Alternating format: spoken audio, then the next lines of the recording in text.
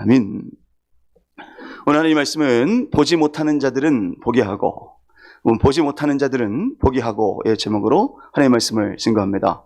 우리 39절 말씀 보니까 우리 예수님께서는 보지 못하는 자들은 보게 하고 또 이 본다라고 자부하는 자들은 오히려 이 맹인되게 하셨다라는 말씀을 근거로 보지 못하는 자들은 보게 하고의 제목으로 하나님의 말씀을 증거합니다. 사랑하는 성도님들, 우리 예수님을 지금 보고 계십니까? 말씀을 읽고 성령께서 그것을 깨닫게 하는 것이 그리스도 예수를 보는 것임을 믿으시기 바랍니다. 우리가 이 예수님을 본다, 이 말씀을 듣고 있고 그 말씀에 반응을 한다, 이것이 우리에게서 나는 것이 아닙니다. 오늘 이 설교 제목을 보고 한 분이 오늘 추수감사주일인 걸 알고 있느냐? 라고 물어봐서 잘 알고 있다 라고 얘기했습니다. 왜 그런가 했더니 설교 제목이 추수감사 제목과는 좀 어울리지 않아 보였다라고 하는 것이죠. 그렇습니까? 사랑하는 성도님들, 우리의 어두운 눈을 우리 주님께서 뜨게 하셔가지고 우리가 어떤 이 삶에 있는 열매를 맺을 때에 그 추수한 것에 기뻐하는 축제가 아니라 추수할 수 있도록 인도하신 주님께 감사하는 것이 과연 사람의 힘일까요? 우리 주님이 우리의 마음을 열어주셔서 보지 못하는 것을 보게 하셨기 때문에 우리가 하나님께 감사의 예배를 드릴 수 있음을 알고 추수감사주일날 이 모든 것이 주님의 은혜임을 고백할 수 있는 자가 제가 되길 원하고 성도님들 되시기를 간절히 소망합니다. 과거에는 이 열매를 얻으면 저는 나 수고했다, 이창민 수고했다 라고 생각했습니다. 그러나 지금 어떻습니까?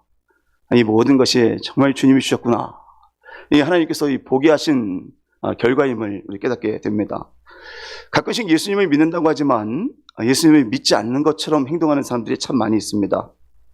예수님을 믿는 지식은 있지만 삶의 향기도 없고 또 신앙 고백도 없는 사람들이 자기가 예수님을 믿는다고 하니까 이 불편한 것이죠. 저는 이 과거에 캐나다에서 1년 동안 자비랑 선교를 했습니다. UBC, 그 다음에 SFU라는 대학에서 사역을 했는데 복음을 전할 때 놀라운 일들이 있습니다. 거기서 예수님을 전하려고 하면요, 다 예수님 믿는다고 합니다. 다 예수님 믿는다고 하는데 복음 전할 필요 있습니까? 없습니까? 그래서 이 선교사님들이 다 예수님 믿는다고 할 거다, 그러면 꼭 이렇게 물어봐라. 그렇다면 성경이 말하고 있는 가장 큰 중요한 메시지는 뭐냐? 꼭 물어보라는 거예요. 그래서 제가 꼭 물어봤습니다. 그렇다면 이 성경에서 말하는 가장 큰 메인 메시지가 뭐라고 생각하냐? 뭐라고 얘기할 것 같습니까? 의외로 자신이 크리스찬이라고 하는데 성경이 말하는 가장 큰 진리에 대해서 물어봤을 때 좋은 사람이 되는 것, to be a good person, 좋은 사람이 되는 것, 아니면 a better life, 더 좋은 삶을 사는 것이 성경에서 말하는 메인 메시지다라고 말하는 사람들이 얼마나 많았는지 모릅니다. 그럼 그때 선교사님들이 저에게 알려준 것이 있습니다. 그럼 바로 그때 이렇게 얘기해라. 아니다. 성경이 말하는 것은 우리가 좋은 사람이 되거나 좋은 삶만을 경험하는 것이 아니다. 사형리에 대해서 한번 들어보셨습니까? 그래서 이제 이 사형리를 전하는 그런 훈련을 하게 되었습니다. 예수님이 믿는다고 했는데 예수님이 믿는 이유는 좋은 사람이 되기 위해서고 더 풍족한 생활을 하기 위함이다 라고 말하는 사람들에게 사형리를 전했을 때 참 놀라운 것은 그 자리에서 예수님을 영접하는 사람들이 저는 너무나 많이 경험했습니다. 그러면서 왜 그들은 자신이 예수님을 믿고 있다라고 생각했을까요? 아마 이 교회를 다니고 있기 때문에, 또 부모님이 예수님을 믿고 있기 때문에, 심지어는 교회의 이 문화생활로 날마다 출석하고 있기 때문에 그렇게 착각했다라고 생각이 듭니다. 교회에서 통용되는 언어, 저는 처음에 참 어색했습니다. 교회 사람들이면 뭐라고 얘기하죠? 남자는 남성이라고 하나요? 형제, 그다음에 여성은 자매, 이렇게 얘기하죠. 저는 처음에 그것이 너무 어색했습니다. 나를 언제 봤다고 형제라고 하느냐 이라는 것이죠. 근데 이런 단어들이 어느 순간 익숙해지고 또 사도신경을 외우고 주기도문을 하고 또 기도도 하게 됩니다. 그런 생활들이 익숙해졌을 때 과연 그것이 우리가 참된 신자라고 생각하는 것인가, 아니면 그리스도 예수를 마음으로 믿고 입으로 시인하는 삶을 살기 때문에 나는 신자라고 생각했는가 생각해 볼 필요가 있습니다. 저희 책을 보다 보니까 140년 전에 기독교 국가가 아닌 사람인데 기독교 국가인 미국에 가가지고 당하겠던 일들을 자서전에 기록한 글이 있어서 제가 한번 읽어드리려고 합니다. 한번 제가 읽어드리겠습니다. 나는 새로 장만한 우산을 도둑맞았다. 기독교 국가에서 소지품의 안전이 보장되지 않는 것은 이해하기가 어렵다. 기독교 국민 사이에 이렇게 많은 대규모의 열쇠를 지금까지 본 적이 없다. 저녁이 되어 돌아온 신자들은 열쇠 묶음을 꺼내는 일이 날마다 벌어진다. 마치 도둑의 영이 집안 구석구석 가득 차 있는 것 같은 모습이다. 돌로 지은 지하실, 철로 만든 금고가 왜 믿는 자들에게 필요할까? 사나운 개와 경관들이 지키지 않으면 안 되는 이 나라는 과연 기독교 문명인 것인가? 전 그렇지 않습니까? 예수님 믿는데도 늘 그곳에 보면 수많은 경계가 있죠. 왜 이런 일들이 일어나는가? 왜 누가 이것을 보고 놀랐는가? 1884년에 지금으로부터 140년 전에 일본에 있었던 우찌무라 이 간조가 회심을 하고 나서 예수님을 믿는 그 국가를 방문했을 때 예수님을 믿는다고 하는 사람은 많지만 예수님을 믿는 자답게 사는 사람들은 적은 것을 보고 너무 놀라서 쓴 이 자서전 글입니다. 심지어 그의 친구는 크리스찬인데 이렇게 얘기를 했답니다. 미국에서 흑인들이 어떤 특정한 장소에 들어갈 수 없다는 것은 나는 비성경적이라고 생각한다 라고 간조가 얘기하니까 그 크리스찬이 뭐라고 얘기했는지 아십니까? 만일 크리스찬이기 때문에 흑인과 똑같이 살아야 한다면 나는 예수님을 믿지 않겠다 라고 말하는 일들까지도 당시에 이루어졌다고 얘기하고 있습니다. 그러다 이 간조가 자서전에 뭐라고 이 글을 마쳤는가 보니까 하늘이여 나는 속았습니다 라고 마치는 것을 보게 됩니다. 이 많은 사람들이 내가 크리스찬이다 라고 생각하면서 안심해하는 경우가 많이 있습니다. 왜 미국인들은 당시에 하나님의 말씀대로 살지도 않으면서 자신이 크리스찬이라고 자부하고 있고 안심하는 삶을 살아갔을까요? 대부분의 기독교 학자들은요, 이 미국에 있는 큰 문제가 신앙과 상관없이 대단한 경제적 부를 이루었기 때문에 착각할 수 있었음을 말씀하고 있습니다. 1884년에 미국은 세상에서 가장 큰 이 다리, 금문교를 샌프란시스코에 만들었습니다. 큰 다리, 누구도 지을 수 없는 다리를 내가 만들어냈다 이거죠. 상상을 초월하는 철도 이 국가가 되게 되었습니다. 그리고 얼마나 배부르게 됐는지 음식이 더 중요하지 않게 여겼고 건강한 사람들은 많았고 오래까지 살 수 있는 사람들이 늘게 되었습니다. 그러니 그들은 회개해야 될 때 내가 이 많은 것들을 만들어냈다라고 생각하여서 자신이 예수님을 잘 알지 못하고 있음에도 불구하고 나는 예수님을 잘 아는 크리스찬이다 여기며 흑인도 환부르게 하는 일들이 일어났던 것입니다. 사랑하는 성도님들, 지난 시간에 살펴봤던 것처럼 우리의 부유함은 우리의 영적인 시력을 보장하고 있지 않습니다. 추수감사주일날 우리가 이 말씀을 통해서 상고해야 될 것이 무엇이 있겠습니까? 우리가 부유하다고 해서 부유하지 못한 이 마음속에 가난함이 있다면 이를 깨닫게 해주시고 주님이 물질의 부유함을 준 것처럼 우리의 영적인 부유함을 하나님께 드릴 수 있도록 기도하는 귀한 예배 되기를 간절히 소망합니다. 이 성경에 보면 이 롯이 나옵니다. 저는 이 말씀을 자주 청년들에게 전합니다. 롯은 어려서부터 부모님을 잃어서 삼촌인 아브라함이 키웠습니다. 얼마나 고맙겠습니까? 그렇죠? 부모가 자녀에게 잘해주는 것은 누구나 할 수 있지만 부모가 아닌데 잘해주는 일들은요 아무나 할 수 있는 일이 아니기 때문입니다. 저희 아들이 학교에 가게 돼서 친구랑 다퉜는데 선생님이 그 사실을 알게 됐대요. 선생님들이라면 성도님들이 선생님이라면 어떻게 하시겠습니까? 가는 데마다 문제를 일으키고 자꾸 친구랑 싸워요. 귀찮지 않을까요? 그죠? 그래서 이 선생님이 어떻게 했냐라고 물어봤더니 데리고 가서 자기를 괴롭힌 친구와 함께 좋아하는 친구들을 한 명씩 데리고 오기 위해서 이 갈비를 사줬다는 거예요. 그래서 야, 그거 사용했냐 그냥 먹었냐 했더니 그냥 먹었다고 하는 것을 보면서 야, 아직도 이런 선생님들이 있구나. 얼마나 그것이 감사한지 모릅니다. 선생님이 밥 한 번 사줘도 참 감사한데 그 조카를 부모가 없다는 이유로 지금까지 키웠습니다. 그리고 그 롯이 얼마나 부자가 됐는지 아브라함만큼, 삼촌만큼 부자가 된 거예요. 이제 목초지를 두고 다툴 만큼 되었습니다. 그러니까 이 목초지에 있는 종들이 서로 싸웁니다. 내가 먹이겠다, 내가 먹이겠다 이런 일이 일어난 것이죠. 우리 성도님들이 롯이라면 더 좋은 목초지를 아브라함에게 주겠습니까? 아니면 더 좋은 목초지에 가시겠습니까? 정상적이라면 더 좋은 목초지를 이 삼촌에게 줘야 되는 건 아니겠습니까? 그런데 오히려 그 제안을 한 사람은 롯이 아니라 아브라함입니다. 우리가 다투게 하지 말자. 네가 좌하면 내가 우할 것이다 라는 얘기를 아브라함이 먼저 말합니다.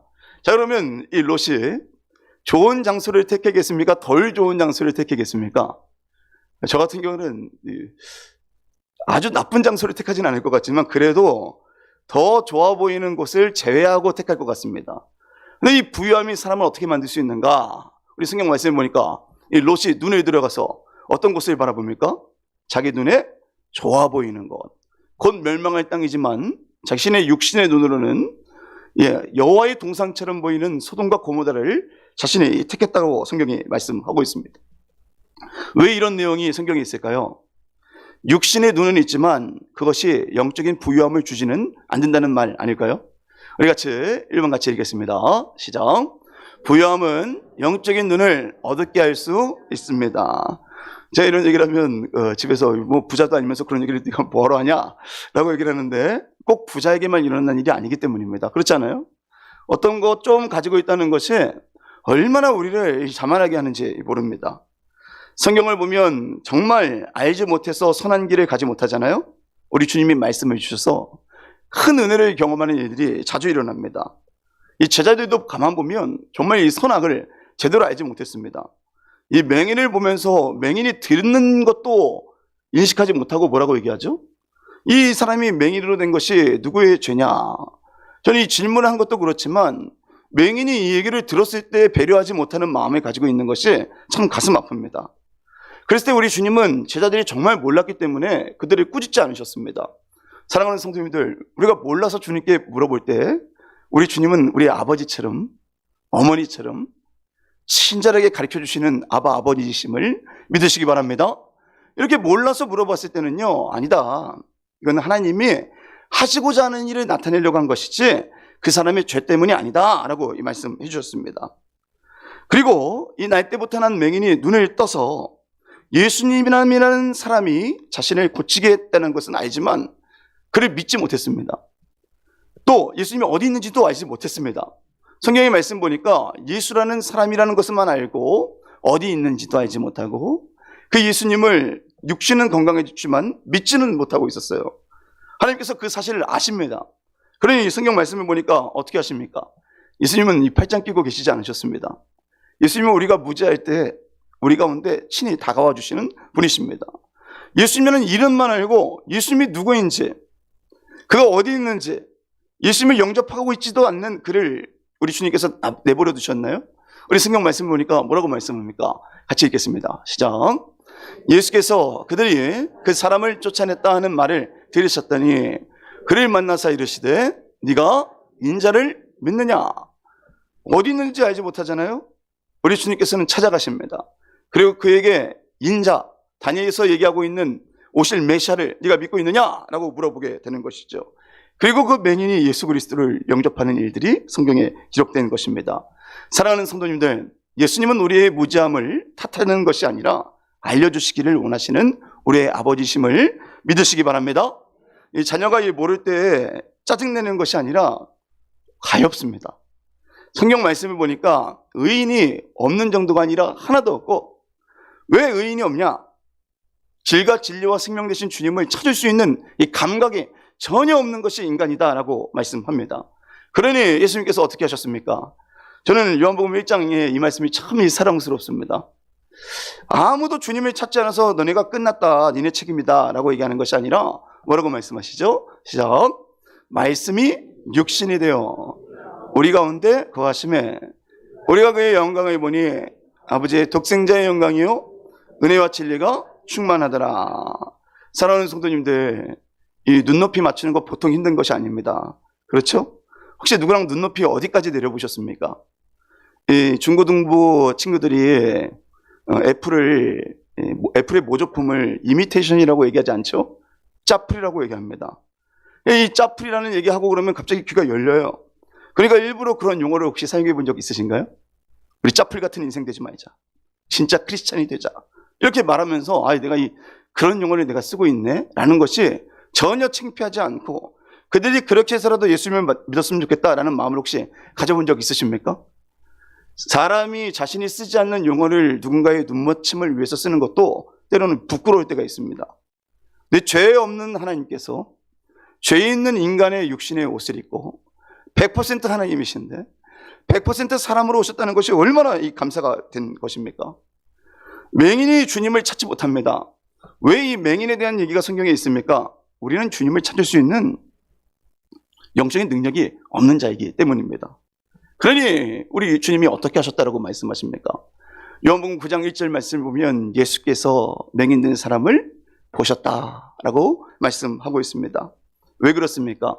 우리가 모르는 것을 알려주시길 원하고 우리가 죄 가운데 있을 때에 빛된 길로 인도하시기 위해서입니다. 우리가 깨닫지 못할 때에 깨닫지 못하는 것을 깨닫게 하시기 위함입니다. 따라서 깨닫지 못할 때 우리가 갈 수 있는 특권이 있습니다. 사랑하는 성도님들, 지난 일주일 동안 우리 주님께 혹시 무엇을 물어보셨습니까? 시간이 되는 대로 홀로 주님 앞에 나아가서 하나님, 제가 이렇게 말하는 것이 옳습니까? 하나님, 제가 이 돈을 이곳에 쓰는 것이 맞습니까? 하나님, 제가 그 친구를 만나서 이러한 마음을 가지는 것이 맞습니까? 삶의 지극히 작은 일까지도 주님께 물어보고 그때마다 말씀이 육신이 되어서 우리 가운데 속삭이고 계시는 주님의 음성을 듣는 자가 저희 모두가 되기를 간절히 소망합니다. 이렇게 우리 주님은 모르는 자들에게는 신실하게 세밀한 음성으로 그의 영혼을 채워주십니다. 근데 문제가 있는 사람이 있습니다. 안다라고 생각하는 사람들에게는요, 어떤 일이 일어나겠습니까? 자신이 보지 못하는데 본다라고 여기는 사람들에게는 어떤 일이 일어나느냐라는 말입니다. 언제가 학부 시절에 한 강사님이 저희 캠퍼스에 오셔서 복음을 전했는데 세상에서 제일 무서운 사람이 누구냐라는 질문이 있었습니다. 그래서 저는 목소리 큰 사람이다 라고 얘기했습니다. 저는 목소리 큰 사람이 무서워요. 네, 우리 성도님들은 세상에서 제일 무서운 사람이 누굽니까? 그분의 대답은요, 참 납득할 수 있었습니다. 책을 많이 읽은 사람입니다. 책을 많이 읽은 사람은 어떻게 당해낼 수가 없습니다. 이 얘기하면 저에게도 있다라는 것을 말하기 때문에 대단히 무서운 것이죠. 그러면서 한 가지 물어봤는데 저도 한번 질문하고 싶습니다. 책을 정말 많이 읽은 사람보다 더 무서운 사람이 있습니다. 그게 누굴까요? 책 안 읽는 사람이요? 아니요. 안 읽는 사람은 자기가 무식한 거 압니다. 누구냐? 책 한 권만 읽은 사람입니다. 딱 그 책 한 권만 읽은 사람은요, 거기서 벗어나면 뭐예요? 오답인 것이죠. 대단히 찔렸습니다. 제가 당시에 1년에 책 몇 권 읽었나 했더니 한 권 읽었거든요. 야, 이 내가 무서운 사람이구나. 이 생사람 잡을 수 있겠구나. 라는 생각을 하게 됐습니다. 우리 아들이 7살, 8살 때 햇빛마을에 입주하게 됐는데, 제가 첫 살아보는 아파트라고 했죠. 그죠? 저는 아파트에 살아본 적이 없습니다. 근데 우리 아들이 주변 친구들을 만날 때마다 뭐라고 얘기냐면, 내 아파트가 많다라고 하고 다니는 거예요. 그래서 제가 여러 번 얘기했습니다. 이건 우리 교회 아파트다. 내 아파트 아니다. 아니요. 내 아파트 많습니다. 라고 끝까지 얘기하는 거예요. 그래서 제가 화가 여러 번 나가지고 많은 오해를 불러일으킬 수 있기 때문에 아파트 없다. 라고 얘기했는데 많다라는 거예요. 그래서 얘가 지금 왜 그런가 했는데 표정이 너무 밝아요. 그래서 제가 이 밖에를 한번 봤습니다. 그랬더니 뭐라고 써있나 했더니 아파트에 뭐라고 써있죠? 네, 네라고 써있습니다. 네 1805. 얘가 뭐라고 생각했냐면 내 아파트라고 생각한 거예요. 몰라서 그런 겁니까? 우긴 겁니까? 몰라서 그런 겁니다. 그래서 제가 알려줬습니다. 예, 영어다, 영어. 하민이가 지금 알고 있는 거는 한국어고 이건 영어 LH다 라고 얘기했더니 씩 웃고 아 그렇구나 하고 지나가는 것을 보았습니다.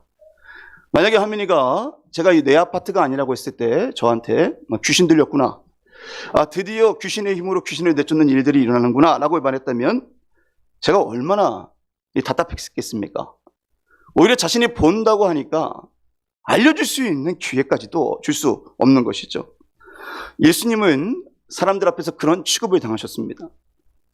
이건 영어다 라고 얘기하면 네가 귀신 들렸구나, 내가 너를 죽여야겠구나 라는 일들을 경험하셨던 분이십니다. 특별히 예수님께서는 안식일에 참으로 많은 일들을 행하셨습니다. 그런데 바리새인들은 자신이 율법을 연구한다는 이유로 안식일에는 아무런 일도 하지 말라는 말을 주님께 주목하라, 주인 대신 하나님을 바라보라 라고 얘기한 것이 아니라 아무런 일도 해서는 안 된다라고 생각했습니다. 좋은 의도입니다. 그러나 그것을 확신해서 하나님 생각보다도 앞서간다면 대단한 죄죠. 이 성경 말씀을 보니까 예수님은 이 맹인된 자를 치유하셨을 때가 언제라고 말씀하고 있죠? 안식일입니다. 한번 말씀 읽어볼까요? 시작. 예수께서 진흙을 이겨 눈을 뜨게 하신 날은 안식일이라. 뿐만 아니라 베드로의 장모의 열병을 떠나게 하신 날이 언젠가? 성경 말씀을 보니까 안식일이다라고 말하고 있습니다. 벌써 이 정도 되면 다 이제 예측하시겠죠? 18년 동안 꼬부라져서 피지 못하는 사람을 고치신 때가 언제일까요? 안식일입니다. 뿐만 아니라 요한복음 5장에서 38년 된 병자가 일어난 날이 언제일까요? 상당히 성경의 전문가시네요. 안식일마다 그런 일들을 하고 있습니다. 그러면 이 자녀된 주의 백성들은 하나님께서 하시는 일들을 바라보면서 무엇을 하면 되겠습니까? 배우면 되는 거 아닙니까? 그렇죠? 한 번 안식일 한 게 아니라 이상하게 자꾸 안식일마다 주님이 이상한 일들을 행하고 있다. 사람이 할 수 없는 일을 행하고 있다. 그러면 이 주님께 배워야 합니다. 우리 예수님께서는 안식일의 일부로 여러 가지 일들을 행하심을 통해서 알려주고자 하시는 일이 있었습니다. 그게 무엇입니까? 우리 빨간색만 있습니다. 시작. 아버지께서 이제까지 일하시니 나도 일한다. 안식일은 일을 하지 않는 것이 아니라 하나님께서 주인된 것을 바라보고 그로 인하여서 즐거워하는 날이 되어야 된다라는 것을 말씀하신 것이죠. 그리고 안식일이 사람을 위해서 있는 것이 아니라 이 사람이 안식일을 위해서 있는 것이다. 사람 때문에 안식일을 준 것이다 라고 이 말씀하였습니다. 그런데 그 내용을 듣고 이 바리새인들이 마음을 돌이켰는가? 돌이키지 않습니다. 왜? 책을 한 권만 읽은 사람처럼 살았기 때문입니다. 출애굽기에 보면 안식일에 아무 일도 하지 말라는 의미를 행동 반경까지 규제하는 일로 여겼던 것이죠. 가려운데 머리를 긁지 못한다. 그것이 우리 가운데 안식입니까? 고문입니까? 고문이 되는 것이죠. 말도 안 되는 생각들을 하나님을 사랑한다라고 여겨서 단정하게 되니까 하나님의 음성이 듣지도 않게 되는 것입니다. 오늘 요한복음 9장에도 보면 애들도 알 수 있는 일들을 얼마나 바리새인들이 여러 번 물어보는지 몰라요. 가끔씩 어른들이 잘못하는 일들을 보잖아요. 애들도 압니다. 누가 잘못했는지. 한번 물어보세요. 아이들한테 누가 잘못했느냐. 대본이 하는 경우가 얼마나 많은지 몰라요. 끝까지 바리새인들은요 질문합니다. 뭘 질문하는가? 이 바리새인들이 어떻게 이 맹인이 눈을 뜨게 했는지를 물어봅니다. 그랬더니 이 맹인이 알려줍니다. 그 본 사람 다 알고 있는 내용이죠. 우리 말씀 읽도록 하겠습니다. 시작. 그러므로 바리새인들도 그가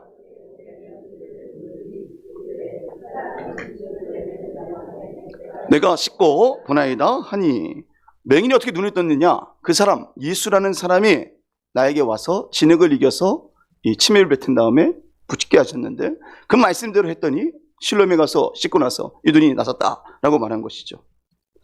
그랬더니 이번에는 어떻게 눈을 떴냐라고 묻는 데서 또 다른 질문으로 가게 됩니다.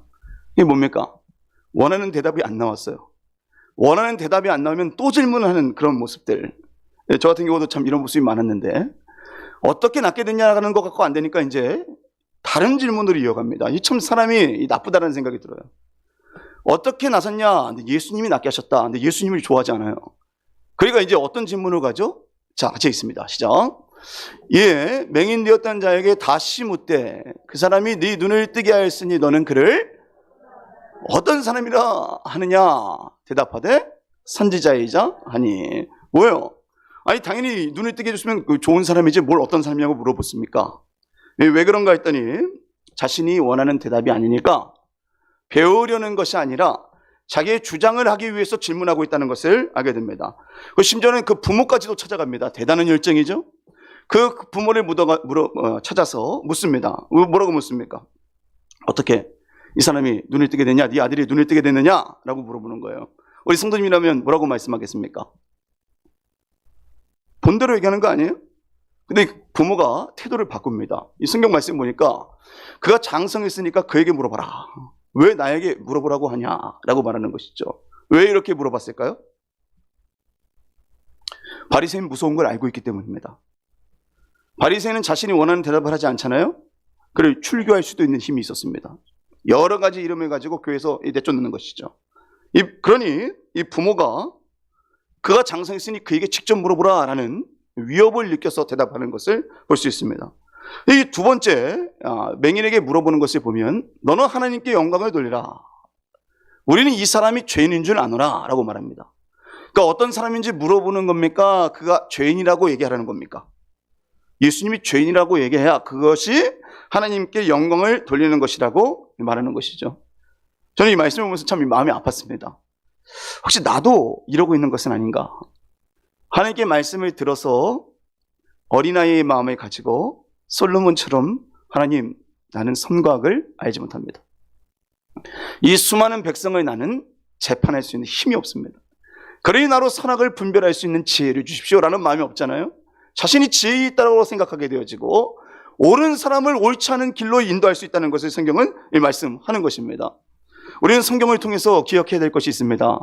저는 너무나 당연한 얘기지만 꼭 이 얘기를 같이 고백하고 싶습니다. 한번 저를 따라해 주시기 바랍니다. 나는 하나님이 아닙니다.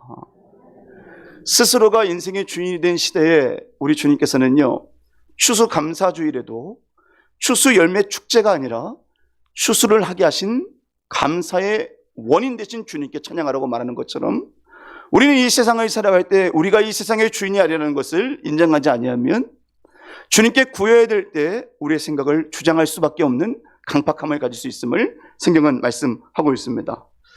너 자신이 주인이 되라라고 세상이 말하고 있지 않나요? 교회에 와서까지 우리가 주인이 되어서 우리가 원하는 생각이 하나님의 생각이 되어야 된다라고 얘기한다면 얼마나 연약한 신앙이 될 수 있겠습니까? 팀 켈러라는 목사님을 제가 참 존경하는데, 요즘 동성애 논쟁 많잖아요. 동성애는 혐오스러운 것이 아니라 잘못된 것을 깨달아야 되게 우리가 인도해야 될 영혼임을 우리 성도님들 믿으시기 바랍니다. 근데 자꾸 그것을 혐오스럽게만 바라보고 아무런 액션도 취하지 않는 자들을 참 안타까워하시는 분이었습니다. 그러니 동성애에 대해서 참 가슴 아파하는 마음을 가진 자들이 팀켈러 목사님한테 따지려고 질문합니다. 벌써 이 눈빛 보면 따지는지 물어보는지 알 수 있습니다. 동성애가는 다 지옥 간다라고 얘기하는 거 아니냐라고 얘기했습니다. 맞습니까? 틀립니까? 우리 성도님은 뭐라고 대답하시겠습니까? 동성애 지옥 가죠. 하지만 지금 동성애가 지옥 간다는 것이 아니라 하나님이 뭘 말씀해 주겠습니까? 돌이키기를 원한다는 거 아니겠습니까? 이 목사님이 뭐라고 변증하는가, 제가 자세히 내용을 들어보니까 동성애에서 지옥 가는 건 아니다. 동성애는 지옥 간다. 동성애여서 지옥 가는 건 아니다. 그러면서 바로 얘기했던 것이, 그러면 이성애를 하는 사람이라고 해서 다 천국 가냐? 아니지 않느냐라고 말하면서 내린 결론이 있습니다. 자기가 자신의 인생의 주인이 되었기 때문에 길과 진리와 생명 되신 주님을 믿지 못하였고, 그래서 구원받지 못하는 것이다 라고 말했습니다. 얼마나 대단한 대답입니까?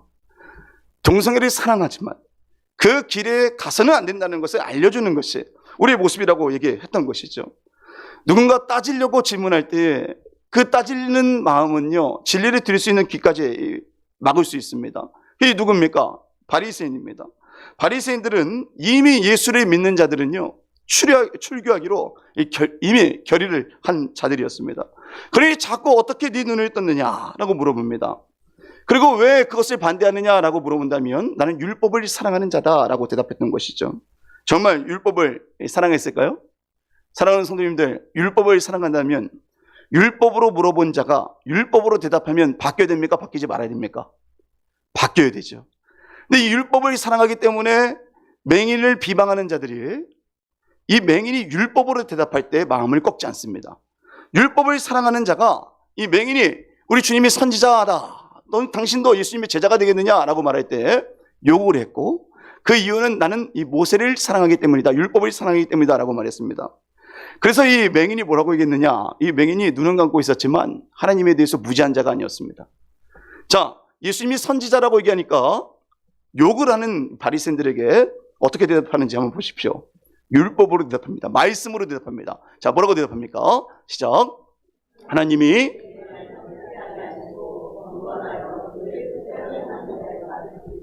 우리가 아나이다. 이 맞는 말씀입니까? 틀린 말씀입니까? 하나님은 사랑하는 자의 기도를 들으시지 하나님께서는 악인의 기도를 듣지 않는다라고 잠언에서 말씀하고 있습니다. 그러니 율법을 사랑하는 자에게 율법으로 얘기한 겁니다.